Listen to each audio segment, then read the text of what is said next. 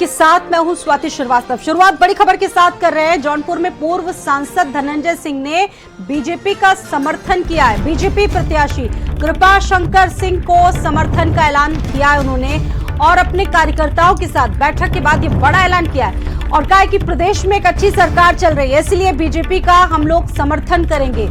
ये बड़ी बातें आज धनंजय सिंह ने कही और अपने समर्थकों से भी कहा कि बीजेपी का समर्थन करें, इसीलिए बीजेपी का हम लोग समर्थन करेंगे, क्योंकि प्रदेश में बीजेपी की जो सरकार चल रही है वो अच्छा काम कर रही है। पूर्व सांसद धनंजय सिंह,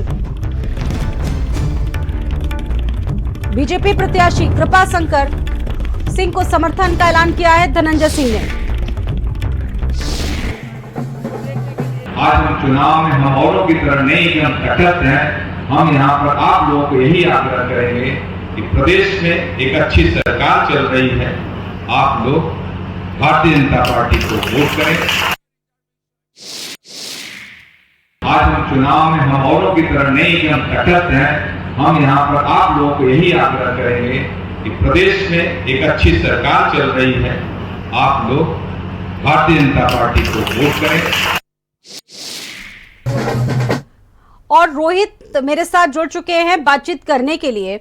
रोहित, कभी पूर्वांचल के एक बड़े माफिया के रूप में देखा जाता था और अचानक जेल से बाहर आए, चुनाव लड़ने से इनकार किया और अब कह रहे हैं कि बीजेपी की सरकार अच्छी है।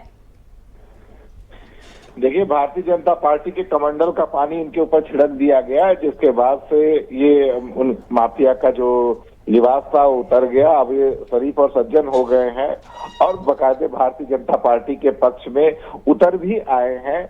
एक तरफ देखिए, प्रतापगढ़ में राजा भैया की भी आज दोनों पार्टियों के प्रतिनिधियों से मुलाकात हुई, लेकिन उन्होंने अपनी जनता को आदेश दे दिया कि आप जिसे चाहें उसे वोट दे सकते हैं, क्योंकि हमारा कोई प्रत्याशी खड़ा नहीं है। वहीं दूसरी तरफ धनंजय सिंह की बात करें तो इससे पूर्व तक वो लगातार डंके की चोट पे लड़ने की बात कर रहे थे, जेल भेज दिया गया, उसके बाद भी लड़ने की बात कर रहे थे, लेकिन अचानक हृदय परिवर्तन होता है। वो हर कोई समझ रहा था कहां से और कैसे हृदय परिवर्तन हो रहा था। और अभी 3 दिन पहले जो इनका एक और पोस्टर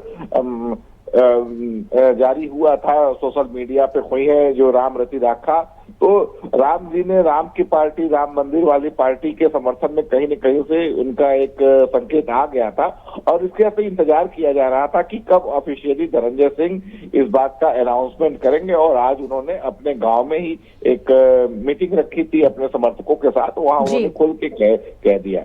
बिल्कुल, ये दो बड़ी जिनका हम लोग जिक्र कर रहे हैं रोहित, ये निश्चित तौर पर दो बड़ी घटनाएं हैं। एक तरफ तो राजा भैया वाली खबर है और दूसरी तरफ ये बड़ी खबर, 5वें चरण से पहले उत्तर प्रदेश की सियासत में अब अलग अलग समीकरण बनते दिख रहे हैं।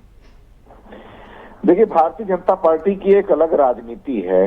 अगर उसने कहा है 400 पार, तो 399 पर भी समझौता नहीं करना चाहती है और राजनीति में ऐसा होना भी चाहिए।